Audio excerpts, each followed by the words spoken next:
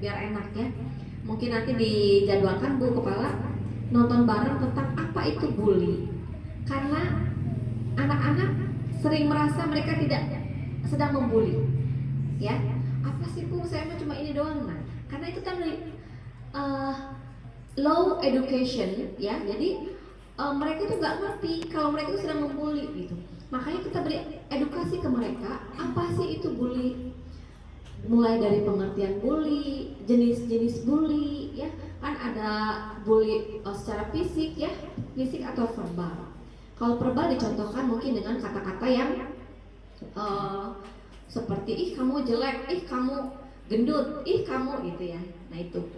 Nah karena mereka nggak tahu gitu. Anak-anak kan nggak tahu mereka sedang membuli.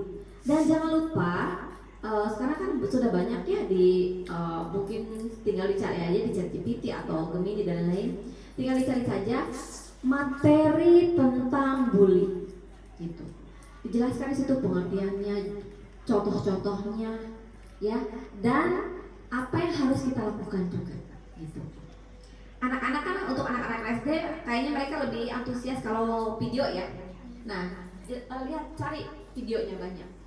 Oh ini tuh membuli, jangan seperti itu. Jadi kalau anak SD kan langsung ya, mereka lebih tertarik langsung lihat. Oh ini itu membuli. Nah, jadi nanti wali kelas membuat mungkin boleh koordinator, mungkin boleh berbarengan. Kita buat barengan. Nanti semua itu kita kasihkan ke murid-murid. Bu, misalkan kalau untuk barengan kayaknya nggak kondusif, banyak ya ribet, dan misalkan acak-acakan anak-anaknya ribut dan lain, boleh nanti per kelas, per wali kelas nanti ini kan alhamdulillah kita punya ini, kita sosialisasikan di kelas masing-masing. Jadi biar anak tahu dulu tuh apa sih bully. Dan yang pasti ibu juga kasih tahu itu dampak negatif dari bully. Luar biasa Bapak Ibu, dampak negatif dari bully itu luar biasa. Jadi ibu juga tunjukkan dampak-dampak negatif dari bully, sehingga oh ya mereka tidak asal oh ya untuk next time mereka thinking dulu, berpikir dulu sebelum mereka berbuat gitu. Oh ya ternyata hanya ngomong gendut itu bisa bikin orang gak bisa tidur loh gitu. Itu edukasi. Kan ada yang berpikir gini, masa sih Bu, saya saya coba aja bilang ke saya misalnya gemuk, saya is okay. Tapi tidak seperti itu dengan si A, dengan si B, gitu ya. Bagaimana kalau anak-anak dibully? Kasih tips juga, solusi. Banyak ya di video-video. Ada juga nanti ada searching Bu, ada sekarang dari Kementerian baru nih Pendidikan, ada lagu tentang kalau kemarin juga ada ya tentang berteman itu kan.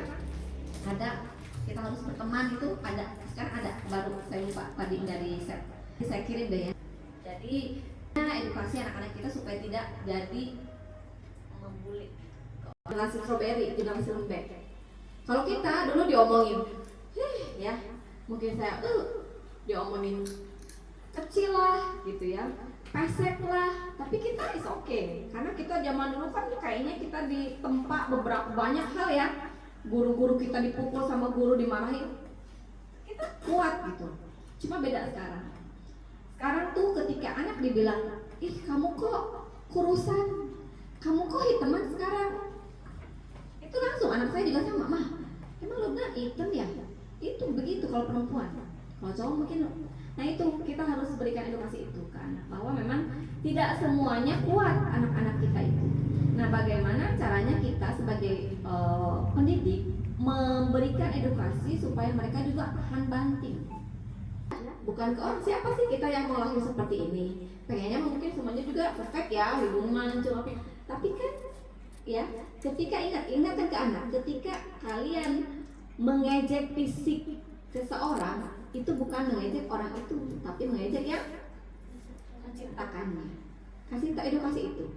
Karena oh iya ya ternyata memang, dan ini juga berikan atau berikan pemahaman bahwa perbedaan itu sudah biasa.